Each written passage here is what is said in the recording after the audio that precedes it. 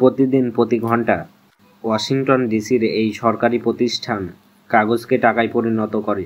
চাহিদার সাথে তাল মিলিয়ে চলতে এই মেশিনগুলো 24 ঘন্টা 7 দিন চলছে এবং প্রতিদিন $500 মিলিয়ন বেশি অর্থ মার্কিন অর্থনীতিতে যোগ করছে। কিন্তু এটি আসলে তৈরি হওয়া মোট টাকার মাত্র এক ক্ষুদ্র অংশ। আমাদের বেশিরভাগ টাকা ডিজিটালভাবে অস্তিত্বশীল এবং প্রতিদিন এই সংখ্যা $4 বিলিয়নেরও বেশি বৃদ্ধি পায়। কিন্তু এই সব টাকা কোথা থেকে আসে? আপনার ব্যাংক অ্যাকাউন্টে পৌঁছানোর আগেই এটি অসংখ্যবার হাত বদলায়। মানুষ, সরকার এবং ব্যবসার মধ্যে ঘুরতে থাকে, যা কেবল একটি কম্পিউটারে টাইপ করার মাধ্যমে অস্তিত্বে আসে। আমরা পুরো ব্যবস্থাটি মডেল করেছি যাতে আপনাদের দেখাতে পারি অর্থ কিভাবে কাজ করে, কিভাবে এটি দেশকে চালিত করে, দাম বাড়ায় এবং শেষ পর্যন্ত আপনাকে ঋণের মধ্যে ফেলে। তবে আমরা কিভাবে এই পর্যায়ে পৌঁছেছি তা পুরোপুরি বুঝতে হলে আমাদের ফিরে যেতে হবে সেই সময়ে যখন অর্থের অস্তিত্ব ছিল না। 1000 বছর আগে যদি কোনো কৃষকের নতুন সরঞ্জামের প্রয়োজন হতো, সে এটি কিনতে স্থানীয় সরঞ্জাম নির্মাতার কাছে যেত। কৃষকের কাছে তাকে দেওয়ার মতো কিছুই ছিল না, তাই তারা দুজনেই একমত হলো যে কৃষক ভবিষ্যতে তাকে কিছু ফিরিয়ে দেবে। যেহেতু সরঞ্জাম প্রস্তুতকারী কৃষককে বিশ্বাস করত, তাই ভবিষ্যতে পরিশোধের এই প্রতিশ্রুতি গ্রহণযোগ্য বিনিময় হিসেবে কাজ করলো।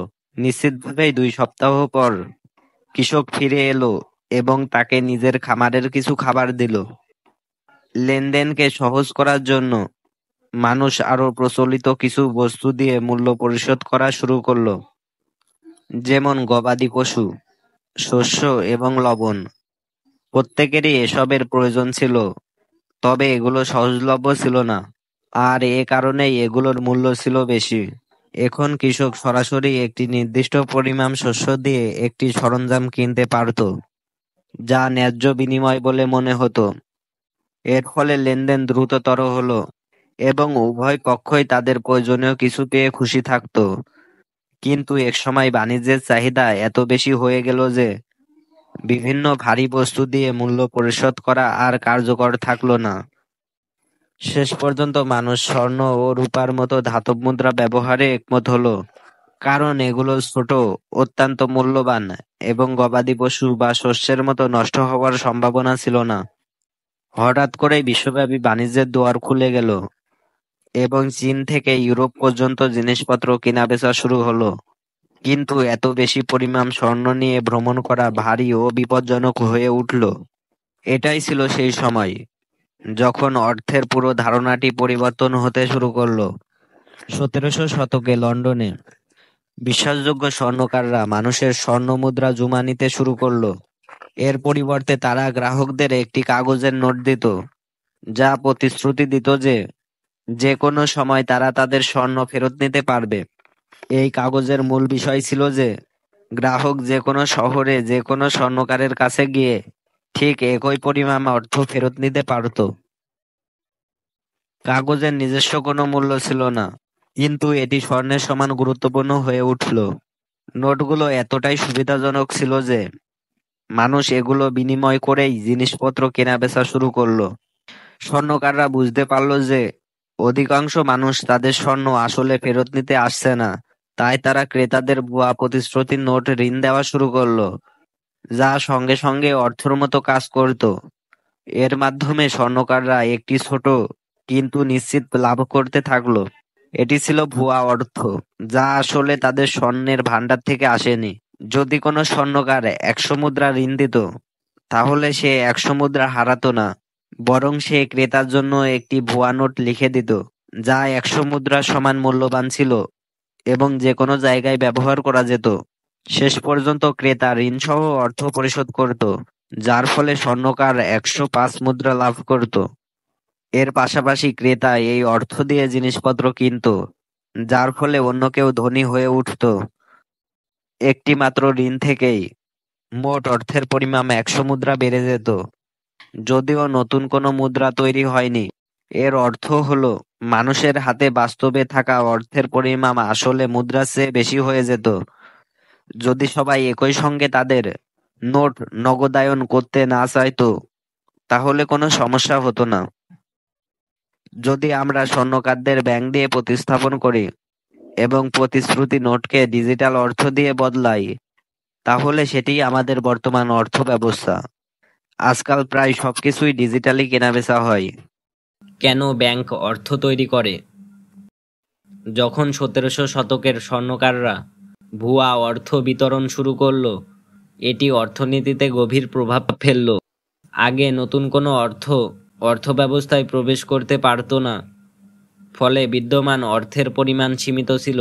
যে অর্থ বিদ্যমান ছিল তা শুধু লেনদেনের মাধ্যমে ঘুরে বেড়াতো। কিন্তু এই ব্যবস্থার একটি বড় সমস্যা ছিল। ধরুন 4 জন মানুষের একটি দল আছে, যাদের মধ্যে মোট $100 আছে। যদি প্রথম ব্যক্তি দ্বিতীয় ব্যক্তিকে কিছু খাবারের জন্য অর্থ দেয়, তাহলে অর্থ স্থানান্তরিত হয় এবং বিতরণ অসমান হয়ে যায়।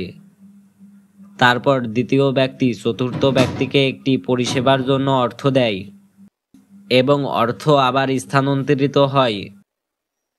প্রতিবার অর্থ লেনদেনের মাধ্যমে মূল্য তৈরি হয় এবং উৎপাদনশীলতা বৃদ্ধি পায়। কিন্তু ধীরে ধীরে অর্থের বিতরণ অসমান হয়ে যায়। এতে কম লোক লেনদেনে অংশ নিতে পারে, ফলে বাণিজ্য ধীর হয়ে যায় এবং উৎপাদনশীলতা কমে যায়। এ ব্যবস্থাটি শুধুমাত্র তখনই কার্যকর হতে পারে যদি সবাই একই পরিমাণ অর্থ একই সময়ে একে অপরকে প্রদান করে। কিন্তু বাস্তব জীবনে এটি অসম্ভব। যখন নতুন অর্থ যুক্ত করা হয়, তখন অর্থনীতি গতিশীল হয়, ব্যবসা বৃদ্ধি পায়, পণ্য উৎপাদিত হয় এবং শেষ পর্যন্ত এটি আমাদের সভ্যতাকে উন্নত করে। সুতরাং আমাদের বর্তমান অর্থ ব্যবস্থায় নতুন অর্থের প্রভাব গুরুত্বপূর্ণ। কিন্তু এটি কিভাবে করা হয়? আমরা সাধারণত ব্যাংকে এমন একটি প্রতিষ্ঠান হিসেবে দেখি যা আমাদের অর্থ সংরক্ষণ করে এবং সুরক্ষিত রাখে। কিন্তু প্রকৃতপক্ষে এটি আসলে যা ঘটে তা নয়। যখন আপনি ব্যাংকে অর্থ জমা দেন, তখন ব্যাংক আপনার কাছে ঋণী হয়ে যায়। আপনার ব্যাংক অ্যাকাউন্টে যে সংখ্যা দেখেন, এগুলো শুধুমাত্র একটি প্রতিশ্রুতির নোট, যা দেখায় যে ব্যাংক আপনাকে ওই পরিমাণ অর্থ দেওয়ার জন্য দায়বদ্ধ। একটি ঋণও একই রকম, তবে বিপরীত দিক থেকে। যখন ব্যাংক আমাদের ঋণ দেয়, তখন আমরা তাদের কাছে ঋণী হয়ে যাই এবং আমাদের সেই অর্থ ফেরত দিতে হয়। যখন একটি ব্যাংক ঋণ দেয়, তখন তারা দরিদ্র হয় না। তারা কেবল আপনার ব্যাংক অ্যাকাউন্টে নতুন অর্থ টাইপ করে যোগ করে। এটি একদম নতুন টাকা, যা আগে ছিল না। শুধুমাত্র পার্থক্য হলো, যখন আপনি ঋণ পরিশোধ করেন, তখন সেই অর্থ মুছে ফেলা হয় এবং ব্যাংক শুধুমাত্র সুদ রেখে দেয়। কিন্তু সেই ঋণ দিয়ে আপনি একটি নতুন গাড়ি কিনেছেন এবং সেই টাকা অবশেষে গাড়ি বিক্রেতার কর্মচারীর কাছে পৌঁছেছে। তারপর সেই অর্থ খরচ করা হয় এবং এটি শত শত নতুন লেনদেন তৈরি করে, যা ব্যবসা পরিচালনা করে, নতুন প্রযুক্তি তৈরি করে এবং আমাদের খাদ্য সরবরাহ করে। এই সমস্ত মূল্য ও উৎপাদনশীলতা কখনোই সম্ভব হতো না যদি নতুন অর্থ ব্যবস্থায় প্রবেশ না করত। সমস্যা হলো, নতুন অর্থ তৈরি করলেই উৎপাদনশীলতা স্বয়ংক্রিয়ভাবে বৃদ্ধি পায় না। এতে মুদ্রাস্ফীতি সৃষ্টি হতে পারে। যদি সমাজে পণ্যের উৎপাদন কমতে থাকে কিন্তু বেশি পরিমাণ অর্থ প্রবাহিত হয়, তাহলে দামের ঊর্ধ্বগতি ঘটবে, কারণ কম পণ্যের জন্য বেশি প্রতিযোগিতা তৈরি হবে। এই কারণে ব্যাংকগুলোকে সীমিত পরিমাণ অর্থ তৈরি করতে হয়। আগে ব্যাংকগুলোর কাছে থাকা প্রকৃত নগদ অর্থের একটি অংশ ঋণ দিতে পারত, কিন্তু বর্তমান সময়ে ব্যাংকগুলো প্রায় সম্পূর্ণ স্বাধীনতা পেয়েছে। তারা ইচ্ছামতো অর্থ তৈরি করতে পারে।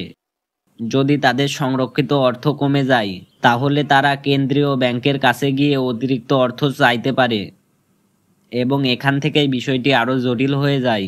নতুন অর্থ তৈরি করতে সরকার একটি বন্ড ইস্যু করে, যা মূলত একটি ঋণ, যা স্থানীয় আয়ের একটি উৎস হিসেবে কাজ করে। ব্যাংক, কর্পোরেশন এবং বিদেশি দেশগুলো এই বন্ডগুলো মার্কিন সরকারের থেকে কিনে নেয় এবং এই অর্থ সরকারের বাজেটে প্রবাহিত হয়। সরকার এই অর্থ কোম্পানি ও জনগণকে পরিশোধ করে। এবং শেষ পর্যন্ত এই অর্থ আবার ব্যাংকগুলোর কাছে ফিরে আসে। মার্কিন সরকার প্রায় সবসময় তার আয় অপেক্ষায় ব্যয় বেশি করে, ফলে যারা এই বন্ড কিনেছে তাদের কাছে সরকার ক্রমাগত ঋণী হয়ে পড়ে। এই ঋণ পরিশোধ করতে সরকার জনগণের করের অর্থ ব্যবহার করে। গত বছর সরকার প্রায় $7 ট্রিলিয়ন ব্যয় করেছে, কিন্তু জনগণের করের অর্থ এই ব্যয় মেটানোর জন্য যথেষ্ট ছিল না। ফলে সরকার আরও নতুন বন্ড ইস্যু করে অতিরিক্ত অর্থ সংগ্রহ করে, যা আরও বেশি ঋণের সৃষ্টি করে, এবং এই চক্র চলতেই থাকে। এটি যতই অদ্ভুত শোনাক, ঋণের মাধ্যমে নতুন অর্থ সৃষ্টির এই পদ্ধতি বিশ্বের বেশিরভাগ দেশের অর্থনীতি চালানোর মূল উপায়। এটি স্বয়ংক্রিয়ভাবে খারাপ কোনো ব্যবস্থা নয়, তবে এটি যথাযথ দক্ষতার সাথে পরিচালিত হচ্ছে না। যদি ব্যাংক নতুন অর্থ সৃষ্টির ক্ষেত্রে বেশি উৎপাদনশীল খাতে বিনিয়োগ করত, যেমন ব্যবসা, শিক্ষা এবং অবকাঠামো, তাহলে এই অর্থের প্রবাহ দীর্ঘমেয়াদে আমাদের জন্য বেশি লাভজনক হতে পারত।